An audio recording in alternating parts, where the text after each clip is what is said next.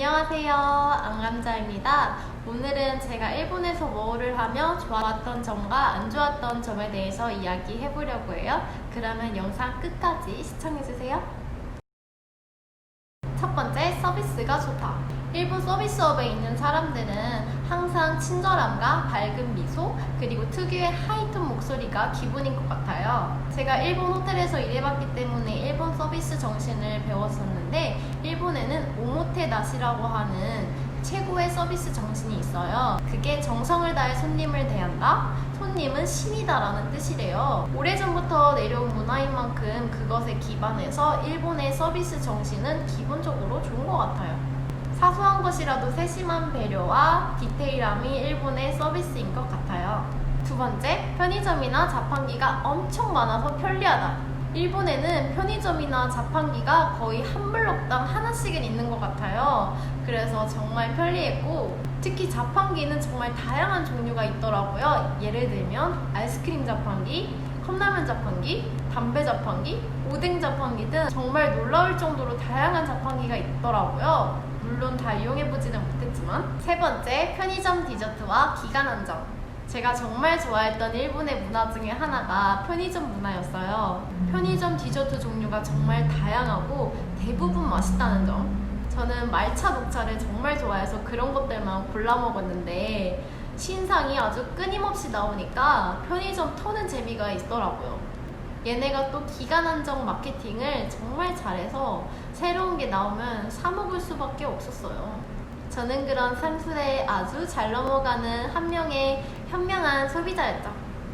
네 번째, 혼밥하기 편하다. 일본은 개인주의다 보니 혼밥도 아주 자연스러운 모습이었는데 남의 눈치 보는 거 없이 아주 편하게 혼밥을 하더라고요. 그러다 보니 식당에는 1인 테이블이 많고 혼자 먹을 수 있는 야끼니쿠 식당이나 칸마기가 있는 그런 라멘집 등이 많더라고요. 또 놀라운 점은 패밀리 레스토랑에도 혼족이 많다는 거였어요. 저는 혼밥이 익숙하지 않아서 처음엔 되게 어색했는데 근데 몇 번 하다 보니까 편하고 좋더라고요. 다섯 번째, 교통질서 준수, 운전 매너가 좋다. 일본에서 저는 차 경적 소리를 거의 들어본 적이 없어요. 큰 도로에서도 아주 신기할 정도로 경적 소리가 안 나더라고요. 우리나라에서는 뭐 조금만 안 가도 빵빵거리는데 말이죠. 기본적으로 신호를 잘 지키고 양보를 잘하고 보행자에 대한 매너가 되게 좋아 보였어요. 그래서 그런지 교통사고도 되게 적게 일어난다고 하더라고요. 이 점은 너무 부러워요. 여섯 번째, 관광지, 도시 브랜딩이 잘 돼 있다. 일본은 각 지역마다 그 지역의 특색을 살린 마스코트 캐릭터를 만들어서 각 지역의 산업이나 정보를 홍보하고 누구에게나 친절한 이미지로 다가오게끔 한다는 걸 알 수 있었어요. 그런 캐릭터를 이용해서 지역 상품을 판매하고 그리고 관광지를 활성화시키는 것 같았어요. 우리나라는 개인적인 생각이지만 서울, 부산, 제주도, 전주 정도 빼고는 나머지 지역은 그 지역의 특색이나 문화를 잘 살린다는 느낌을 못 받았거든요. 그래서 이걸 보면서 우리나라도 지역 관광 개발에 좀 더 투자를 했으면 좋겠다 하는 생각이 들더라고요. 첫 번째, 와이파이 찾기 어려움. 한국에서는 보통 와이파이 없는 곳이 없잖아요. 비번만 알면 자동 연결이니까. 근데 일본에는 정말 와이파이 찾기가 쉽지 않았어요. 한 번은 멀쩡하던 제품이 어느 날부터 갑자기 데이터가 안 돼서 와이파이 없이는 핸드폰을 사용할 수가 없었어요. 그래서 저는 밖에만 나가면 영문도 모른 채 와이파이 존을 찾아다닐 수밖에 없었죠. 그래서 유일한 안식처는 그때 집과 직장, 스타벅스밖에 없었어요. 구구 새 폰을 사서 해결되긴 했지만요. 그때 너무너무 불편했고 역시 인터넷 와이파이는 한국이 짱이다 싶었죠. 두 번째, 교통비가 비싸다. 일본은 교통비가 너무 비싸요. 그게 우리나라처럼 국가에서 철도를 운영하는 게 아니라 각 철도가 민영화돼 있어서 그렇다고 하더라고요. 그래서 같은 철도가 아니면 무료 환승이 안 돼서 요금을 다시 지불해야 돼요. 그게 참 부담이더라고요.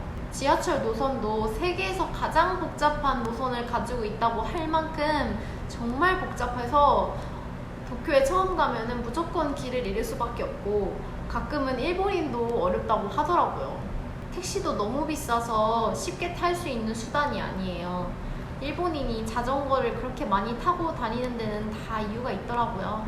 세 번째, 아날로그를 고수한다. 일본은 참 아날로그를 좋아하는 것 같아요. 아직까지 카드 결제가 안 되는 곳이 꽤 많고 현금을 고수해요. 우체국이나 은행, 관공서에서 업무를 볼 때는 반드시 도장이 필요해요. 저도 일본 갈 때 도장을 3개씩이나 파갔어요. 다 용도가 다르다고.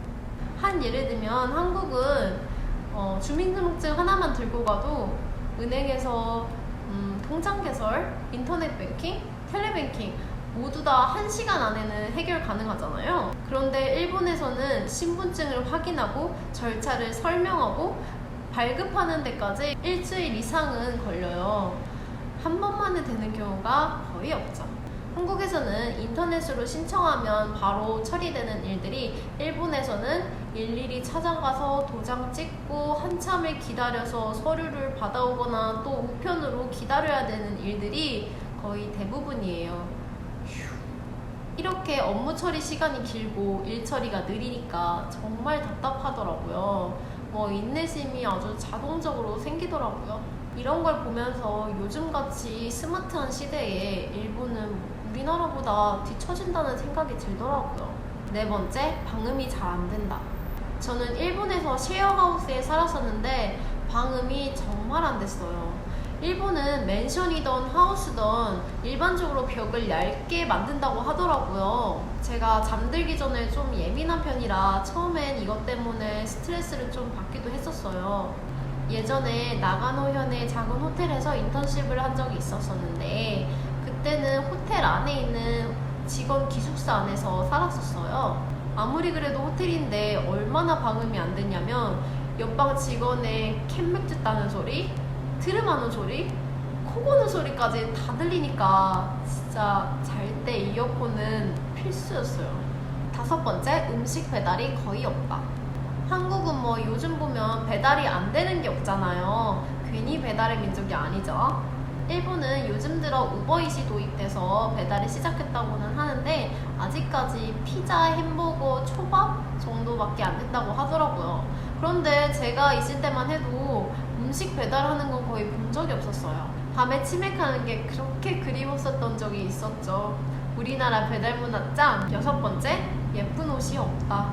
일본에 있었을 때 옷이 너무 사고 싶어서 쇼핑센터를 그렇게 돌아다녔는데 마음에 드는 옷이 정말 없더라고요. 물론 제 기준에서.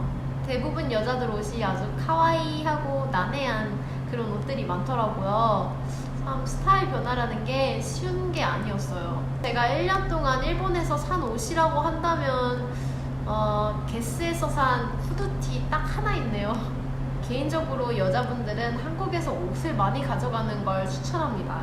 이 외에도 여러 가지 장단점들이 있었는데요. 제가 느낀 것에 아 맞아 하고 공감하셨을 수도 있고 그건 아닌데 하고 생각하실 수도 있는데 저의 개인적인 생각이었다는 거 알아주셨으면 좋겠습니다. 그럼 이번 영상이 좋았거나 도움이 되셨다면 구독, 좋아요 눌러주세요. 그럼